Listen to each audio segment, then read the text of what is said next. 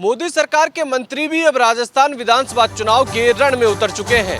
अपने अपने विभागों की द्वारा पिछले 9 साल में राजस्थान में कराए गए विकास कार्यों का लेखा जोखा रख बीजेपी के लिए वोटों की अपील कर रहे हैं। केंद्रीय मंत्री हरदीप पुरी आज जयपुर दौरे पर पहुंचे और इस दौरान उन्होंने गहलोत सरकार को जमकर आड़े हाथों लिया। उन्होंने कहा कि पेट्रोल डीजल की दाम केंद्र सरकार नहीं बल्कि राज्य सरकार के द्वारा लगाए जा रहे वेट की वजह से यहाँ पर पेट्रोल डीजल के दामों के इजाफे हो रहे हैं। पुरी ने कहा कि राजस्थान सरकार द्वारा पिछले 2 साल में टैक्स वसूली को लेकर 35,975 करोड़ रुपए वसूले गए हैं, जो कि 18 राज्यों द्वारा वसूले गए 32,000 करोड़ रुपए से भी ज्यादा है। ऐसे में उन्होंने कहा कि राजस्थान सरकार लगातार वेट में वसूली कर रही है, जिससे जनता पर भार पड़ रहा है। वहीं मोदी सरकार ने 2 बार वेट कम करके जनता को राहत दी है। उन्होंने कहा कि जब जीएसटी में पेट्रोल डीजल को दायरे में लाने की बात कही तो काउंसिल की बैठक में तमाम कांग्रेस सरकार के जो मंत्री हैं उन्होंने इसकी मुखालफत की और जनता के बीच भ्रमित करने के लिए इस प्रकार की बयानबाजी करते हैं। राजस्थान में बड़े पैमाने पर नकली तेल, नकली घी समेत अन्य प्रोडक्ट खपाया जा रहा है और लोगों के जीवन के साथ खिलवाड़ किया जा रहा है। यह एक बार फिर देखने को मिला नागौर के जायल के अंदर, जहां पर सीआईडी क्राइम ब्रांच की टीम ने बड़ी कार्रवाई को अंजाम देते हुए नकली घी बरामद किया। पुलिस ने मौके से एक हजारीलाल नाम के सप्लायर को गिरफ्तार किया। पुलिस ने आरोपी से एक नकली घी से भरी हुई पिकअप गाड़ी पकड़ी। इस गाड़ी के अंदर 30 पीपे नकली घी के रखे हुए थे, जिसमें 450 लीटर घी भरा हुआ था। इस तेल के पीपे पर किसी भी प्रकार के कंपनी का कोई लेबल लगा हुआ नहीं था। कार्रवाई के दौरान पुलिस ने मौके पर फूड डिपार्टमेंट की टीम को बुलाया। फूड डिपार्टमेंट की टीम ने मौके से नकली घी के सैंपल लिए हैं। बताया जा रहा है कि यह नकली घी एक शादी समारोह के दौरान खपाया जाना था। इसकी सूचना परिवादी को लग गई थी। परिवादी ने इसकी सूचना पुलिस को दे दी। सूचना मिलने का पुलिस ने आज रंगे हाथों हजारीलाल को नकली घी के साथ गिरफ्तार कर लिया। कबूलनामे के तहत यहां पर हजारीलाल ने नकली घी सप्लाई करना बड़े पैमाने पर कबूल किया है। फिलहाल क्राइम ब्रांच की टीम पकड़े गए आरोपी हजारीलाल से पूछताछ कर रही है और ये पता लगाने में जुटी हुई है कि अब तक कितनी मात्रा में कहां पर नकली घी सप्लाई कर चुका है।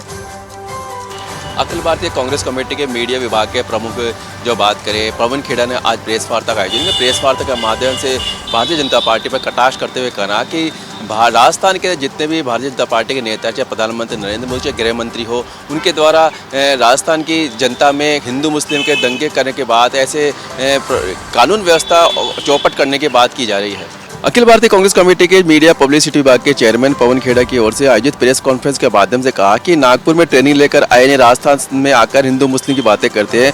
यूपी के सीएम योगी आदित्यनाथ यहां आकर कानून व्यवस्था बिगड़ने की बात करते हैं। पीएम नरेंद्र मोदी भाजपा को वोट देने के लिए बटन दबाने की बात कर रहे हैं। पीएम नरेंद्र मोदी राजस्थान के गौरव का अपमान कर रहे हैं। केंद्रीय मंत्री नरेंद्र तोमर के बेटे पर ईडी की कार्रवाई क्यों नहीं की? राजस्थान की जनता को लाल डायरी के पन्ने के बारे में हम भी बता सकते हैं। क्या उसमें संजीवनी घोटाला और गांजे की खेती के बारे में लिखा हुआ नहीं है? पवन खेड़ा ने कहा कि पीएम नरेंद्र मोदी हमारे स्टार प्रचारक हैं। उनके भाषण के बाद कांग्रेस को अधिक वोट मिलते हैं।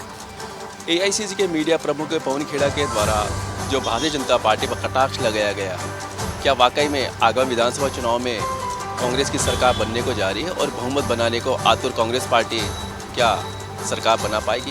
ये तो आने वाला वक्त ही बता पाएगा। धौलपुर के बाड़ी से विधायक गिरिराज सिंह मलिंगा एक बार फिर चर्चाओं में हैं। आज मुख्यमंत्री अशोक गहलोत ने एसएमएस अस्पताल पहुंचकर गिरिराज मलिंगा के द्वारा जो कृत्य किया गया था, पिछले दिनों जो अय्यन है हर्षाधिपति, उसके साथ जो मारपीट की गई थी, उनसे जो है मुलाकात की है। मुख्यमंत्री अशोक गहलोत के साथ जो है आज जो है एसएमएस अस्पताल जो पहुंचने वाले थे, उनमें कांग्रेस के अध्यक्ष मल्लिकार्जुन खड़गे भी थे और उन्होंने उनसे जो है मुलाकात की। जब तक कांग्रेस के खेमे में जब तक मलिंगा थे, तब तक तो उनके ऊपर किसी भी तरीके की ना कोई गाज गिरी, ना कोई उनके ऊपर लालछन लगाए गए। मगर जब से जो है भारतीय जनता पार्टी का मलिंगा ने दामन थामा है, तब से कांग्रेस एक उग्र रूप ले चुकी है और कहा जा सकता है कि राजस्थान के विधानसभा चुनाव में कांग्रेस इसे एक चुनावी मुद्दा बनाना चाहती है। किशनगढ़ और नसीराबाद विधानसभा क्षेत्र में चुनाव प्रचार पर आए पूर्व डिप्टी सीएम और पीसीसी चीफ रहे सचिन पायलट ने भाजपा की केंद्र सरकार पर जमकर निशाना साधा। उन्होंने अग्निवीर, महंगाई और जीएसटी सहित नोटबंदी के अनेक मुद्दों पर भाजपा की मोदी सरकार को आड़े हाथों लिया। किशनगढ़ में जहां जनसभा में बड़े नेताओं का अभाव दिखाई दिया, तो वहीं नसीराबाद में जन सैलाब उमड़ पड़ा। यहां सचिन पायलट ने उपस्थित जन समुदाय को संबोधित करते हुए केंद्र और राज्य सरकार की उपलब्धियों पर वोट मांगे। उन्होंने कहा कि केंद्र में भाजपा की सरकार ने जन विरोधी काम किया, तो वहीं प्रदेश की गहलोत सरकार ने जनमानस के लिए कल्याणकारी योजनाओं के लेकर काम किया है। इन्हीं योजनाओं के आधार पर इस बार वापस गहलोत सरकार को रिपीट कराए। सचिन के इस संबोधन से ग्रामीणों में उत्साह बन गया। नसीराबाद में भव्य स्वागत के साथ किशनगढ़ में भी पायलट का भव्य स्वागत किया गया। अब आगामी 3 तारीख को देखना होगा कि पक्ष किसका मजबूत होता है, सरकार किसकी बनती है। कांग्रेस के वरिष्ठ नेता जयराम रमेश आज बीकानेर पहुंचे, जहां उन्होंने दोनों कांग्रेस प्रत्याशियों से मुलाकात के बाद एक प्रेस वार्ता को संबोधित किया और केंद्र की मोदी सरकार पर जमकर निशाना साधा। पूर्व वन मंत्री जयराम रमेश, जो कांग्रेस के मीडिया चेयरपर्सन भी हैं, उन्होंने कहा कि कांग्रेस की मोदी सरकार लगातार झूठ और फरेब के चलते लोगों में शासन करना चाह रही है, परंतु उनके पास राजस्थान चुनाव के लिए कोई मुद्दे नहीं हैं। इस दौरान उन्होंने भारतीय जनता पार्टी कहा कि मुद्दा विहीन और चेहरा विहीन पार्टी भारतीय जनता पार्टी कांग्रेस की उन योजनाओं पर उंगली उठा रही है जिन्हें भारतीय जनता पार्टी एक वक्त में रेवड़ियां बताया करती थी। 1 घंटे की प्रेस कॉन्फ्रेंस में जयराम रमेश ने केंद्र की मोदी सरकार के साथ साथ भारतीय जनता पार्टी पर अनेक आरोप लगाते हुए दावा किया कि अशोक गहलोत सरकार की योजनाओं के चलते कांग्रेस सरकार वापसी करेगी। हालांकि कांग्रेस का चेहरा कौन होगा, यह सवाल पूछे जाने पर उन्होंने पंजे की तरफ इशारा करते हुए कहा कि पंजा ही कांग्रेस का चेहरा होगा। देश के प्रधानमंत्री नरेंद्र मोदी आज भरतपुर के दौरे पर रहे और इस दौरान उन्होंने एक चुनावी सभा को संबोधित करते हुए राज्य की कांग्रेस सरकार पर जमकर हमला बोला है। भरतपुर में आयोजित चुनावी सभा को संबोधित करते हुए प्रधानमंत्री नरेंद्र मोदी ने वादा किया कि भाजपा सरकार बनते ही राजस्थान में पेट्रोल डीजल के रेट की समीक्षा की जाएगी और लोक हित में जल्दी निर्णय लिया जाएगा। उन्होंने कहा कि कांग्रेस सरकार राजस्थान में 12 रुपये प्रति लीटर लोगों की जेब से मार रही है और कांग्रेस नेताओं की तिजोरी भर रही है, जबकि उत्तर प्रदेश, हरियाणा और गुजरात में पेट्रोल के रेट 97 रुपये लीटर हैं। प्रधानमंत्री ने मुख्यमंत्री अशोक गहलोत पर निशाना साधते हुए कहा कि कुछ लोग यहां खुद को जादूगर कहते हैं। अब राजस्थान की जनता कह रही है कि आगामी 3 दिसंबर को कांग्रेस छूमंतर हो जाएगी। यूडीएच मंत्री शांति धारीवाल के मर्दों के प्रदेश वाले बयान पर उन्होंने कहा कि महिलाओं का अपमान करने वाले मंत्री को टिकट देकर इनाम दिया गया है। भरतपुर के महारानी श्री जया कॉलेज मैदान में आयोजित हुई प्रधानमंत्री नरेंद्र मोदी की जनसभा के दौरान सुरक्षा के पुख्ता इंतजाम किए गए थे और सभा में जिले की 7 विधानसभा सीटों के प्रत्याशी भी मौजूद रहे। मुख्यमंत्री अशोक गहलोत के साथ कल रोड शो में शामिल रहे राज्यसभा सांसद प्रमोद तिवारी ने आज उदयपुर में पत्रकार वार्ता की। पत्रकार वार्ता के दौरान उन्होंने यूं तो भाजपा पर कई मुद्दों पर निशाने साधे, लेकिन एक बड़ा बयान देते हुए उन्होंने कहा कि बीजेपी कभी भी राम मंदिर बनाने के पक्ष में नहीं रही है। बीजेपी ने राम मंदिर मुद्दे को सिर्फ राजनीतिक मुद्दा बनाया है, लेकिन अब जब राम मंदिर का निर्माण शुरू हो चुका है तो बीजेपी के हाथ से यह मुद्दा भी जाता रहा। उन्होंने कहा कि यह तो धन्यवाद हो सुप्रीम कोर्ट का, जिनके फैसले के कारण मंदिर और मस्जिद दोनों बन रहे हैं। इसके साथ ही उन्होंने कन्हैयालाल हत्याकांड मामले में कहा कि मुख्यमंत्री अशोक गहलोत ने खुलकर कल की सभा में कहा है कि एक बार बीजेपी फिर से उस फोटो को देख ले जिसमें हत्यारे भी हैं और बीजेपी के नेता भी। डीग जिले के कामा क्षेत्र में तमाम अटकलों के बाद आखिरकार नगरपालिका चेयरमैन गीता खंडेलवाल ने कांग्रेस पार्टी को टाटा बाय बाय कह दिया और 8 पार्षदों को साथ लेकर भारतीय जनता पार्टी में शामिल हो गई। विधानसभा चुनाव के लिए चल रहे चुनाव प्रचार के बीच कामा से कांग्रेस प्रत्याशी जाहिदा खान की मुश्किलें बढ़ती ही जा रही हैं। एक एक करके अधिकांश सरपंचों के साथ छोड़ जाने के बाद अब कामा नगरपालिका अध्यक्ष गीता खंडेलवाल ने भी अपने 8 पार्षदों के साथ कांग्रेस पार्टी को टाटा बाय बाय कर दिया और बीजेपी में शामिल हो गई। भारतीय जनता पार्टी की प्रत्याशी नौक्षम चौधरी और भाजपा शहर मंडल अध्यक्ष प्रदीप गोयल ने पालिका चेयरमैन व पार्षदों को भाजपा का दुपट्टा पहनाकर भाजपा की सदस्यता ग्रहण कराई। गौरतलब है कि नगरपालिका चुनाव में नगरपालिका चेयरमैन गीता खंडेलवाल ने निर्दलीय रूप से चुनाव लड़ा था। बाद में शिक्षा राज्य मंत्री जाहिदा खान ने उन्हें कांग्रेस में शामिल कर चेयरमैन बनवा दिया था। कामा नगर पालिका में कुल 35 पार्षद हैं, जिसमें से अब 24 पार्षद भारतीय जनता पार्टी में शामिल हो चुके हैं। शेष 11 पार्षदों में से भी अधिकांश पार्षदों के आजकल में भाजपा ज्वाइन करने की खबरें आ रही हैं। कामान नगर पालिका के 35 पार्षदों में से 24 पार्षद भारतीय जनता पार्टी की सदस्यता ग्रहण कर चुके हैं। कुछ अन्य पार्षदों के भी जल्द ही भारतीय जनता पार्टी में शामिल होने की संभावना है। इसके बाद कामान नगर पालिका बोर्ड भाजपा में हो जाएगा। मंत्री अशोक गहलोत 20 नवंबर सोमवार को कठुमर विधानसभा क्षेत्र के खेड़ली कस्बे की अनाज मंडी में एक जनसभा को संबोधित करने आ रहे हैं, जो कि कठुमर विधानसभा क्षेत्र से कांग्रेस प्रत्याशी संजना जाटव के समर्थन में वोटों की अपील करेंगे। 20 नवंबर सोमवार को कठुमर विधानसभा क्षेत्र से कांग्रेस प्रत्याशी संजना जाटव के समर्थन में अनाज मंडी खेड़ली में मुख्यमंत्री अशोक गहलोत के अलावा कांग्रेस प्रदेश अध्यक्ष गोविंद सिंह डोटासरा, पूर्व केंद्रीय मंत्री भंवर जितेंद्र सिंह सहित कांग्रेस के प्रदेश और जिला स्तर के पदाधिकारी जनसभा को संबोधित करेंगे। जनसभा को लेकर कांग्रेस पदाधिकारियों ने तैयारियां शुरू कर दी हैं। दूसरी ओर पुलिस और प्रशासनिक अधिकारियों ने सुरक्षा व्यवस्था, यातायात, सभा स्थल, हेलीपैड पर अन्य व्यवस्थाओं को लेकर निरीक्षण किया तथा आयोजकों से भी उक्त सभा को लेकर चर्चा की। खेड़ली कस्बे में होने वाली मुख्यमंत्री अशोक गहलोत की जनसभा को लेकर पुलिस और प्रशासनिक अधिकारी भी तैयारियों में जुटे हुए हैं, जहां आज पुलिस और प्रशासनिक अधिकारियों ने सभा स्थल एवं हेलीपैड और अन्य स्थानों पर अन्य व्यवस्थाओं के बारे में कांग्रेस पदाधिकारियों से भी चर्चा की। राजस्थान में विधानसभा चुनाव की रणभेरी बजने के साथ ही भाजपा कमर कस चुकी है। राष्ट्रीय नेतृत्व के दौरे भी लगातार राजस्थान में जारी है। अब ऐसे में राजधानी जयपुर में कमल खिलाने के लिए पीएम मोदी 21 नवंबर को जयपुर पधारने वाले हैं। इसको लेकर भाजपा तैयारियों में जुटी हुई है। पीएम मोदी सबसे पहले गणेश मंदिर पहुंचेंगे। मोती डूंगरी गणेश मंदिर में दर्शन कर पूजा अर्चना करेंगे और उसके बाद में वे गोविंद देव जी मंदिर पहुंचेंगे, जहां पर पूजा अर्चना कर आशीर्वाद प्राप्त करने के बाद रोड शो का शुभारंभ किया जाएगा। रोड शो मुख्य मार्गों से होते हुए निकाला जाएगा। इस दौरान बड़ी संख्या में कार्यकर्ता भी मौजूद रहेंगे। रोड शो का जगह जगह पुष्प वर्षा कर भव्य स्वागत भी किया जाएगा। रोड शो के समापन के बाद में सभा का आयोजन किया जाएगा। सभा को संबोधित करते हुए पीएम मोदी राजधानी जयपुर की सभी सीटों को साधने का प्रयास भी करेंगे। इस दौरान सभी प्रत्याशियों के साथ साथ बड़ी संख्या में भाजपा के पदाधिकारी और कार्यकर्ता मौजूद रहेंगे। पालित संभाग के सबसे बड़े बांध जवाई बांध इस बार पूरी तरह से ओवरफ्लो हो चुका था, जिसके कारण किसानों को इस बार सिंचाई के लिए 4 पान दी जा रही है। इस बार किसानों को 21-21 दिन की 2 पान और 23-23 दिन की 2 पान दी जा रही है। इसको लेकर किसानों ने अब सिंचाई करना शुरू कर दिया है। टेल पर किसानों ने गेहूँ की फसल और सरसों की फसल बोना शुरू कर दिया है। मैं आपको बताना चाहूँगा कि इस बार जवाई बांध भरने के कारण किसानों को 4400 MCFC पानी दिया गया था और किसानों को 4 पान दी गई थी। किसानों ने लंबी लड़ाई लड़ी थी। इसके लिए किसानों ने धरना प्रदर्शन किया था।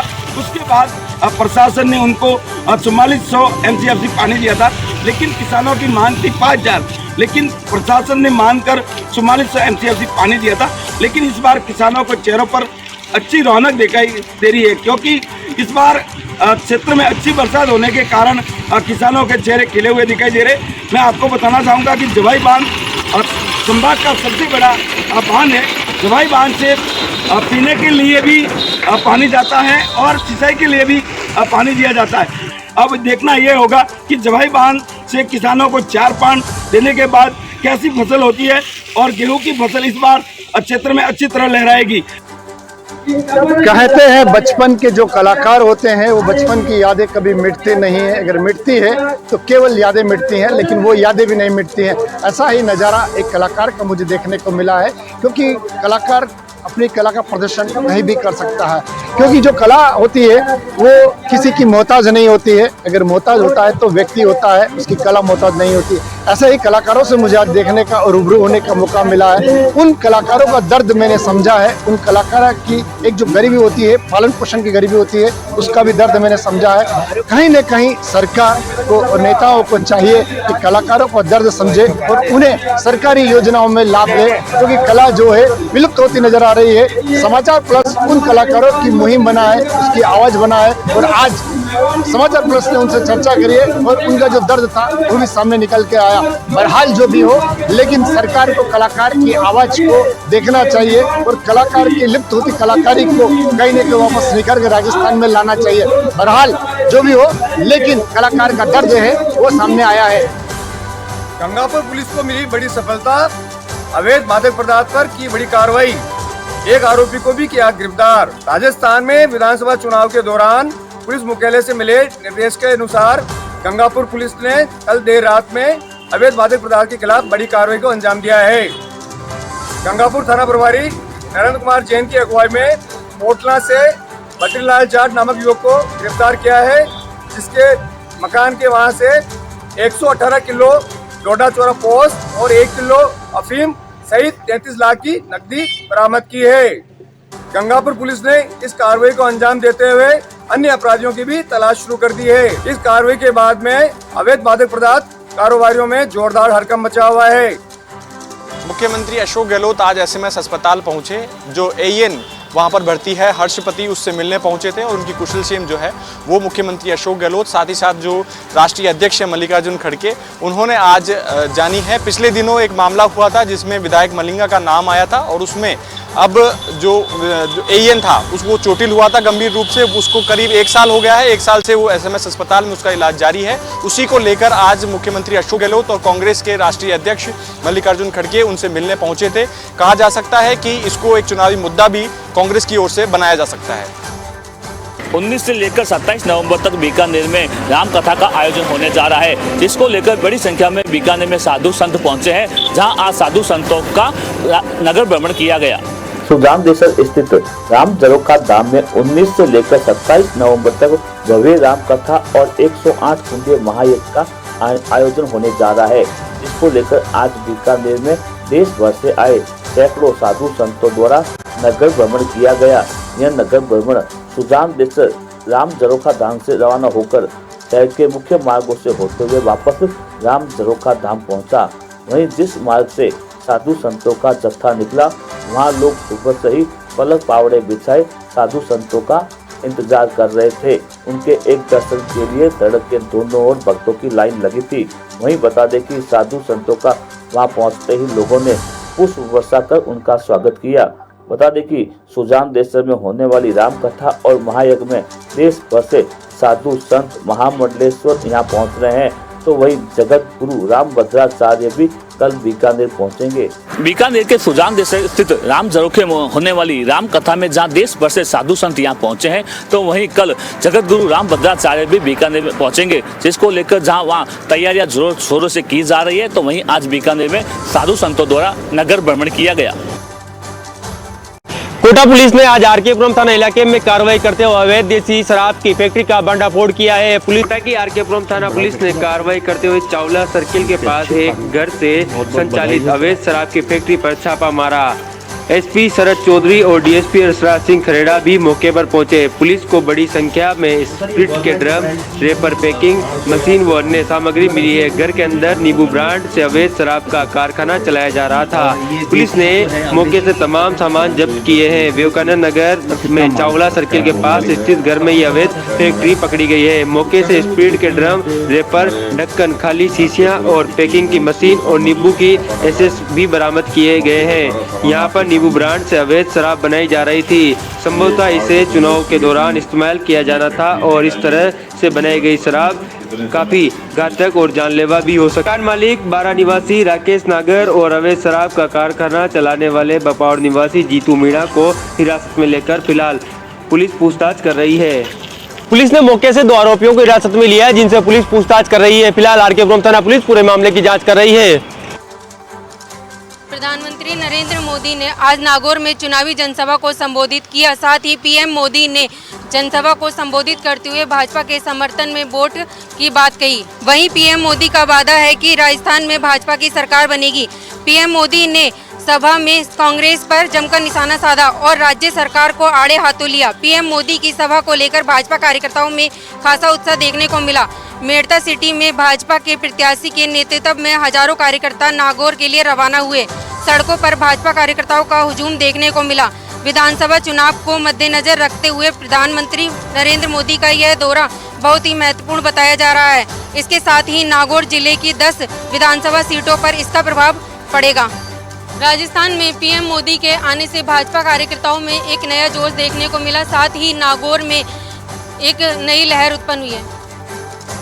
आगामी विधानसभा चुनावों के मद्देनजर कानून एवं शांति व्यवस्था बनाए रखने के उद्देश्य से निर्वाचन आयोग के निर्देश पर राजसमंद की कांकोली थाना पुलिस ने 208 हथियार किए जब्त। चुनाव आयोग के निर्देश पर कांकोली थाना पुलिस ने कानून व्यवस्था के मद्देनजर अब तक 208 हथियार जमा किए हैं, जिसमें से 67 कारतूसी और 128 टोपीदार बंदूकें मालखाने में जमा हो पाई है।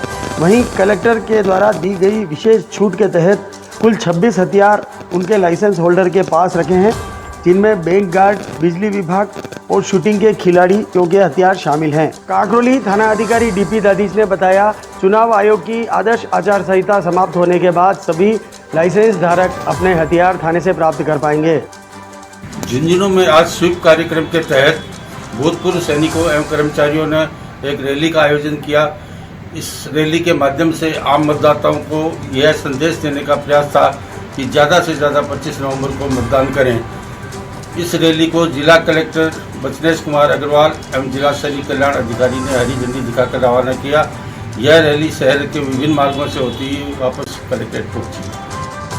राजधानी जयपुर में आज जयपुर स्थापना दिवस बहुत ही धूमधाम से मनाया गया। इसी कड़ी में जयपुर स्मार्ट सिटी लिमिटेड की ओर से जयपुर स्थापना दिवस के अवसर पर साइकिल स्थान का आयोजन किया गया।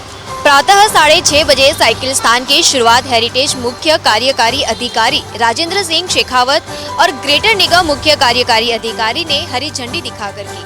रैली के दौरान आगामी 25 नवंबर को होने वाले विधानसभा चुनाव के लिए मतदान को लेकर 200 वाला राइडर साइकिल सवार युवा मतदाताओं को जागरूक करने का संदेश भी दिया गया। साइकिल स्थान रैली लाल कोठी ग्रेटर निगम कार्यालय से अजमेर गेट, छोटी चौपड़, बड़ी चौपड़, कालका मंदिर से होते हुए ताल कटोरा झील पर पहुंची। साथ ही बैनर पर लिखे नारों की मदद से मतदान का संदेश भी दिया। इसी दौरान बहुत से लोग मौजूद रहे। श्रीगंगानगर जिले के पदमपुर के रहने वाले विक्रांत शर्मा ने एक बार फिर राजस्थान में अपना परचम लहराया है। आरएस परीक्षा 2021 के परिणाम में पदमपुर के विक्रांत शर्मा ने राजस्थान टॉप कर पहला स्थान प्राप्त किया है। परीक्षा का परिणाम आने के बाद उनके निवास स्थान पर बधाई देने वालों का तांता लग गया। आरएएस परीक्षा में श्रीगंगानगर जिले के पदमपुर कस्बे के विक्रांत शर्मा ने राजस्थान में टॉप किया है। विक्रांत शर्मा के इस परीक्षा में सफल होने के बाद उनके निवास स्थान पर आम जन का बधाई देने का तांता लग गया। विक्रांत शर्मा ने कहा कि लगातार मेहनत से सफलता का मुकाम हासिल किया जा सकता है। उन्होंने कहा कि उनकी सफलता का श्रेय उसका परिवार है। विक्रांत की माताजी ने कहा कि हमें विक्रांत पर पूरा भरोसा था कि वह एक दिन बड़ा अफसर बनेगा। विक्रांत हमेशा से ही समझदार छात्र रहा है और लोगों की सहायता करने का मिजाज विक्रांत में रहा है। आपको बता दें कि विक्रांत शर्मा ने 2012 में पदमपुर के एसएस स्कूल से 12वीं साइंस के परीक्षा परिणाम में भी राजस्थान टॉप किया था। 2012 में उन्होंने टॉप रहकर श्रीगंगानगर जिले का नाम राजस्थान में रोशन किया था। आरएस की परीक्षा टॉप रहने के बाद एसएस स्कूल के स्टाफ के द्वारा भी उन्हें शुभकामनाएं दी गई। बालोतरा जिले के जसोल थाना क्षेत्र के सिनली जागीर गाँव में आज एक हृदय विदारक हादसा पेश आया। अवैध जिप्सम परिवहन में लगे एक टर्बो ने राह चलते एक राहगीर की जान ले ली। बालोतरा क्षेत्र के जसोल थाना क्षेत्र इलाके के सिनली जागीर गांव में आज एक हृदय विदारक हादसा पेश आया। सिनली जागीर और आसपास के इलाकों में जिप्सम के अवैध खनन के चलते ग्रामीणों को काफ़ी दिक्कतों का सामना करना पड़ रहा है। अवैध खनन और अंधाधुंध परिवहन ने आज एक ग्रामीण की जान ले ली। जिप्सम के अवैध खनन से भरे एक टर्बो ने राह चलते राहगीर को टक्कर मार दी। हादसे में राहगीर की मौके पर ही दर्दनाक मौत हो गई। घटना से आक्रोशित ग्रामीणों ने मौके पर रास्ता जाम कर दिया। इसके बाद जसोल थाना पुलिस मौके पर पहुंची और समझाइश शुरू की। ग्रामीणों ने मृतक के शव को घटनास्थल पर रखकर ही मुआवजे व अन्य मांगों को लेकर विरोध प्रदर्शन कर धरना शुरू कर दिया है। देर शाम तक घटनास्थल पर ग्रामीणों का धरना जारी था। प्रशासन और पुलिस ग्रामीणों से समझाइश में जुटी हुई थी। ग्रामीणों की मांग थी कि मृतक को मुआवजे के रूप में 50 लाख रुपए दिए जाए, साथ ही अवैध खनन को तुरंत प्रभाव से बंद करवाया जाए तथा अवैध खनन कारित करने वाले लोगों द्वारा मृतक के परिजनों में से किसी एक को नौकरी दी जाए। केंद्रीय रक्षा मंत्री राजनाथ सिंह रविवार को कोटपुतली आएंगे। यहाँ राजकीय LBS PG महाविद्यालय में हेलीकॉप्टर से पहुंचकर डाबला रोड स्थित सत्यम गार्डन में भाजपा प्रत्याशी हंसराज पटेल के समर्थन में सुबह 9 बजे आम सभा को करेंगे संबोधित। कोटपुतली विधानसभा में केंद्रीय रक्षा मंत्री राजनाथ सिंह रविवार को कोटपुतली एक सभा को संबोधित करेंगे। यहाँ के राजकीय LBS PG महाविद्यालय में हेलीकॉप्टर से पहुंचकर डाबला रोड स्थित सत्यम गार्डन में भाजपा प्रत्याशी हंसराज पटेल के समर्थन में सुबह 9 बजे आम सभा को संबोधित करेंगे। भाजपा प्रत्याशी हंसराज पटेल ने जानकारी देते हुए बताया कि शुक्रवार को भाजपा कार्यकर्ताओं की एक बैठक आयोजित हुई। बैठक में पदाधिकारियों को जिम्मेदारी सौंपी गई। इधर रक्षा मंत्री की सभा को लेकर पुलिस प्रशासन अलर्ट हो गया। सुरक्षा व्यवस्था को लेकर जगह जगह पुलिसकर्मी तैनात रहेंगे। भाजपा प्रत्याशी हंसराज पटेल ने जानकारी देते हुए बताया कि रक्षा मंत्री राजनाथ सिंह कल एक बड़ी विशाल जनसभा को संबोधित करेंगे। सूबे के मुख्यमंत्री अशोक गहलोत आज करौली विधानसभा के दौरे पर रहे, जहां उन्होंने आमन के पुरा में एक जनसभा को संबोधित किया और कांग्रेस प्रत्याशी वर्तमान विधायक लाखन सिंह मीणा के समर्थन में लोगों से कांग्रेस को वोट देने की अपील की। अशोक गहलोत ने करौली विधानसभा क्षेत्र के आमन का पुरा में जनसभा को संबोधित करते हुए कांग्रेस की ओर से राजस्थान की जनता को दी गई 7 गारंटियों के बारे में विस्तार से जानकारी दी और कहा कि सरकार बनते ही सबसे पहले महिलाओं की गारंटी योजना पूरी की जाएगी। मुख्यमंत्री ने कहा कि कांग्रेस ने प्रदेश के युवा, महिला, बुजुर्ग, सरकारी कार्मिक सबका ध्यान रखा है और यही कारण है कि प्रदेश की जनता में कांग्रेस के समर्थन में जोश बना हुआ है।